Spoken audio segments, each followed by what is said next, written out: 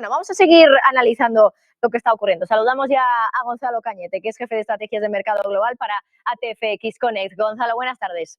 Hola Marta, ¿qué tal? Muy buenas tardes. Bueno, lo que decía un poco Víctor, ¿no? Veníamos de una sensación tan mala ayer que el dato de hoy, claro, es verdad que ha decepcionado, pero quizá el mercado se esperaba una decepción mucho más grande y de ahí el movimiento, ¿no?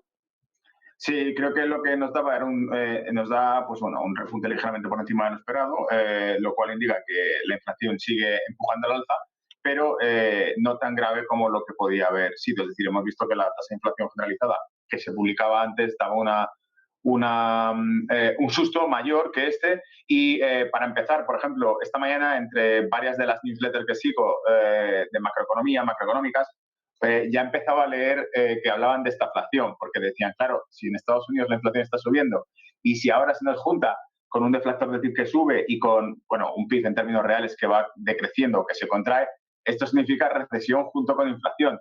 Y bueno, esta mañana con las personas con las que lo comentaba decía, creo que es ir todavía muy deprisa hasta decretar que existe estaflación en Estados Unidos, porque antes incluso se podría debatir si podía llegar a existir ese escenario en Europa antes que en Estados Unidos. Por lo tanto, era muy dramático, pero por lo que vemos, pues bueno, no ha asustado tanto el mercado. Estabas comentando tú el tema de los bonos y creo que es crucial, lo hemos estado hablando durante todas las sesiones en las que hemos participado, incluso en el cierre de Wall Street, que lo tenemos también esta noche, lo hemos comentado en más de una ocasión. Si seguimos el bono a 2 años de Estados Unidos, nos ha reflejado muy bien las expectativas del el recorte de tipos en base a las tasas de inflación y al mercado laboral estadounidense. Y lo que podemos ver es que, como tú decías, los rendimientos empiezan a debilitarse. O sea, estamos viendo que de momento habrá que ver las próximas horas. Todo lo que estemos diciendo ahora no sirve de mucho. Es como ayer.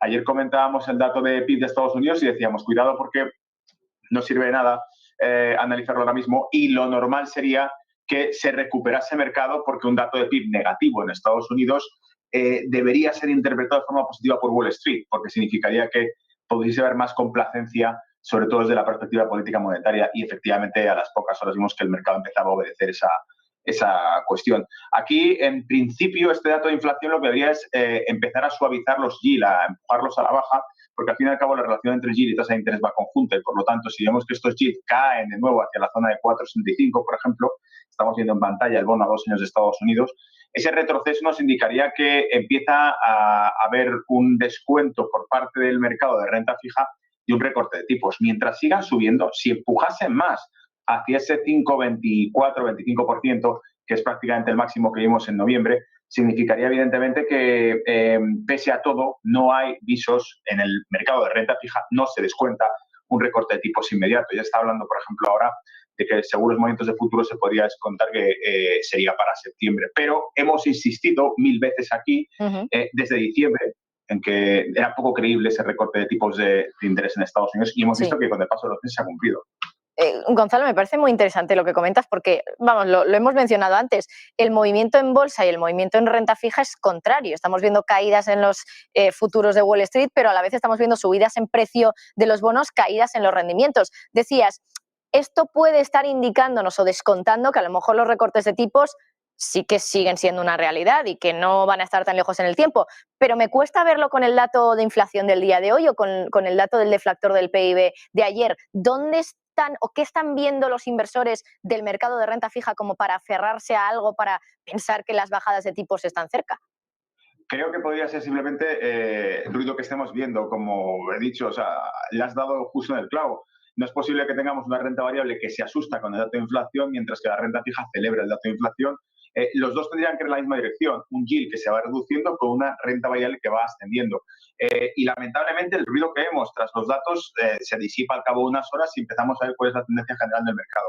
¿Por qué apuesto yo? Apuesto más bien por lo que tú dices. Si hay una tasa de inflación que está repuntando, aquí lo que se entendería es que, bueno, repunta ligeramente con una tasa de crecimiento que contrae a unos punto y pico por ciento del PIB de Estados Unidos. En mi opinión, creo que mientras siga siendo así, y sobre todo nos queda una tercera pata que sigue fuerte e intacta, que es el mercado laboral estadounidense. Luego, por vía de crecimiento hay una contracción del crecimiento estadounidense, eso sería en pro de recortar los tipos. Pero por vía, por ejemplo, inflación, estamos viendo que eso les mantendrá alejados del recorte de tipos.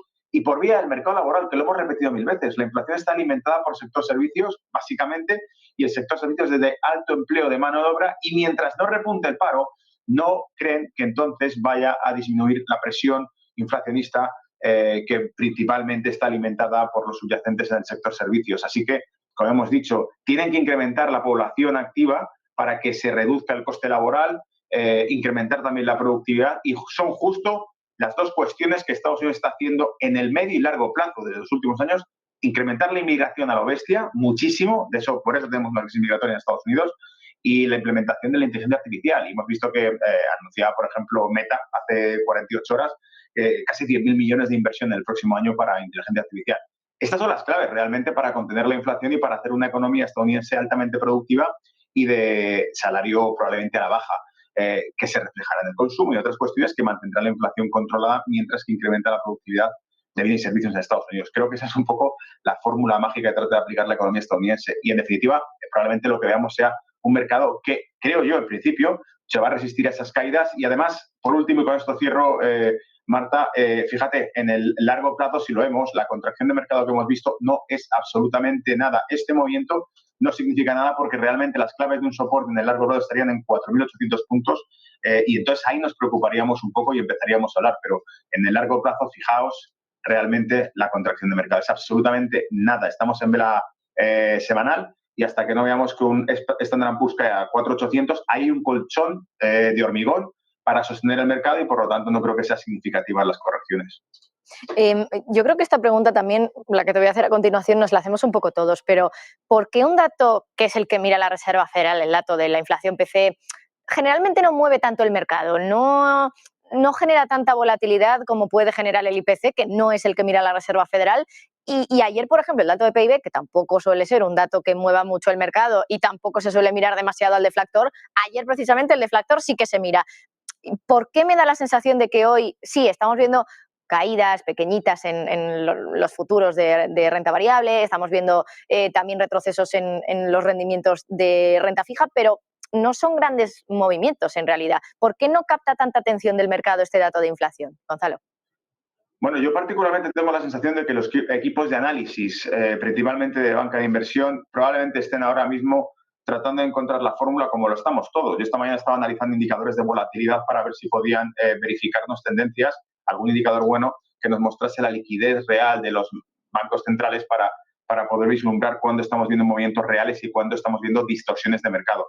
Pero creo que la respuesta a por qué últimamente algunos factores macroeconómicos están moviendo o creando más volatilidad que otros es sencillamente porque estamos todos tratando de descifrar exactamente cuál será la política monetaria definitiva de la Reserva Federal, y para ello tenemos que estar, por decirlo así, buceando en subyacentes que expliquen a término final la inflación. Es decir, ese deflactor del PIB probablemente no habría sido de interés hasta que no hemos visto que tenemos que averiguar realmente cuáles son las causas y las motivaciones que perseguirá la Reserva Federal. Si conseguimos averiguar las causas subyacentes del crecimiento económico, de la inflación y del empleo en Estados Unidos, y para eso tenemos que ir siempre a subfactores que determinan estos valores, fuerza laboral estadounidense, frente a población activa, digamos que hay 1.000 cuestiones que cuando el dato empieza a ser cuestionado, tenemos que averiguar exactamente qué veracidad le damos a ese dato, y para ello tenemos que empezar a mirar factores de esa ecuación subyacentes que podrán determinar el valor final. En el caso del empleo estadounidense, que muchos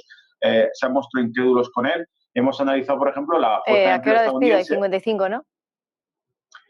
La fuerza laboral estadounidense y el número de población activa estadounidense. Y veíamos que, por ejemplo, la fuerza laboral estadounidense no se incrementa o no se ha incrementado tanto en los últimos años, mientras que la población americana sí lo ha hecho. Por lo tanto, ves que puede haber factores que antes no eran importantes. Ahora que tenemos que averiguar qué hay detrás, sí lo son, cuando empezamos a prestar atención. Yo lo noto en las interacciones con otros analistas y con seguidores que hacen comentarios precisamente de factores que de repente detecto y que comento, y la gente empieza a mostrar mucho más interés por otros factores subyacentes porque podrían ser la clave para revelar exactamente esa inflación que vemos ahora.